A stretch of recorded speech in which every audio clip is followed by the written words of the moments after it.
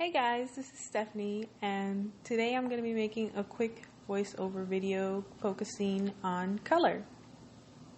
Over the past few years, on some occasions I have been asked by some of my followers or people that have seen my work on social media, I've been asked how I choose certain colors for my artworks or how I decide on which colors to choose for shading, highlighting, and I guess the color palette overall.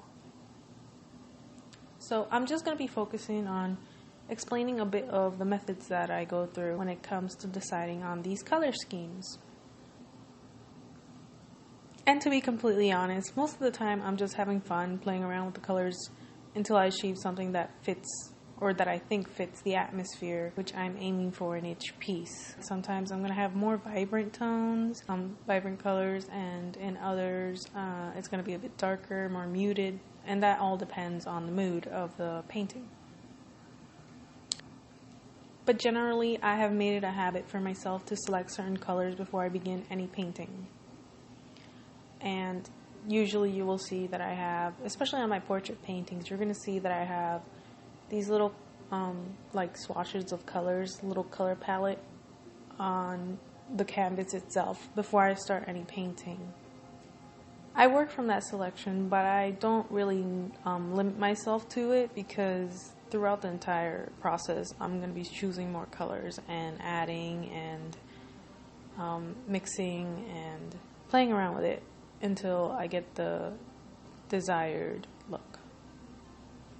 So to begin, what I usually do is pick from two methods. Either I search for color themes, color schemes, using websites such as Adobe Color and Coolors.co, and both of these websites are color palette generators, and I think they're very helpful because it could really help you decide real quick what kind of colors you want to use.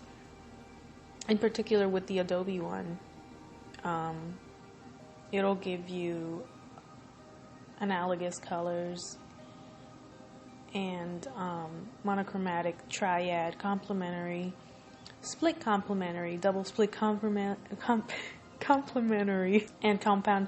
It gives you different options for color harmony, and it really helps out when I'm like really indecisive about what colors to choose that will complement each other and work well together in the piece overall, so it doesn't look like a muddy mess.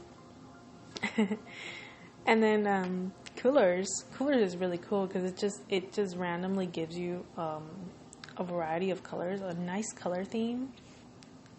And what's really useful about Coolors is that not only does it give you really nice and aesthetically pleasing colors, but it also gives you the hex number, which is the little number that has, like, I guess you could say the hashtag, and it has like a little code that you could copy paste into Photoshop or the drawing program that you're using, and you'll have the exact color that you're seeing right there on the screen. And I think that's really helpful because I don't have to guess which color it is either. You could also on Coolors, because I remember you could do this, you could download a PNG file and I think it offers various formats, but I have a PNG file. And it has the color palette that you can keep to use later on if you decide on using it.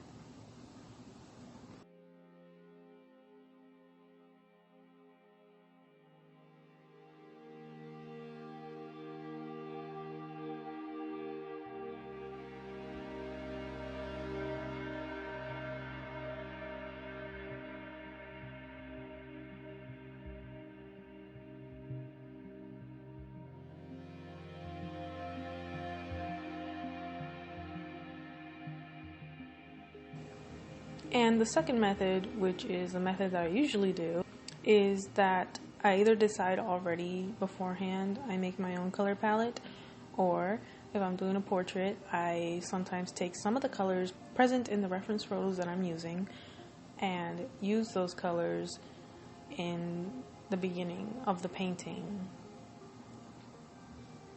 I also sometimes gather inspiration from nature, trees, the sky, and ocean at different times of the day to decide on colors that I think look well together, because I think a lot of colors in nature are just absolutely beautiful and they just work well together. But specifically for portraits, I start with selecting a few of the colors from the image via the color picker on Photoshop. Quite often, the colors that the color picker picks up end up looking a little bit off or a little bit more dull than the color that you actually want. So what I do is right after I use the tool and I pick the color, I adjust that color using the hue and saturation. Adjusting the hue and saturation, when you like that little option that you get, the little box that you get when you customize a color, or you could change the color. If you press like the foreground color or the background color, you're able to mess with the little sliders. It has like a little gradient of, or like a square gradient of the colors. And then I tweak the brightness a bit. I go and mess with the color a bit until I find the color that I am satisfied with for that particular swatch. So I also mess with the vibrancy and the brightness. And then after I have a color that I'm satisfied with, I take that color and place it onto my empty canvas on a separate layer that I later name the color palette layer. And I put this directly on the canvas that I'm going to paint the portrait on, but I've seen people who do it on a different file and then have it like to the side. But I'm a little bit lazy, so I just throw it onto the canvas and then hide it afterwards when I finish the painting. I hide that layer. And I come back to it quite often, but usually I use it the most in the beginning of my painting. After I have a good selection to start with, I begin to roughly paint out the shape of the person who I'm trying to draw. And I focus on the initial values using the color palette that I have placed on the canvas. Throughout the painting process, I begin to stray away from the original color palette that I placed down on the canvas and play around with adding other tones and hues to fit my style. I love to paint my paintings either very vibrant or more muted, depending on the atmosphere I wish to portray in my pieces. Another thing I'm going to touch on is generally for the shading and the highlights, I tend to use cool tones for the shading and warmer tones for the highlights. However, this changes depending on the lighting that I decide to mainly focus on in each painting. I use a variation of purples and blues very often when I shade my art. And often I will shade very warm colors like red with cooler, darker shades in order to make it appear more interesting or varied. Not just red and then a dark red. Like I would take red and then a darkish purple with a hint of red in it so that it complements the red and fades in quite well. Personally, I find it makes it more vibrant and it has a hint of realism to it because in real life, shades and highlights have a tint of either a warmer or cooler tone depending on the lighting in the room or in the area, environment. So I try to represent that in my paintings.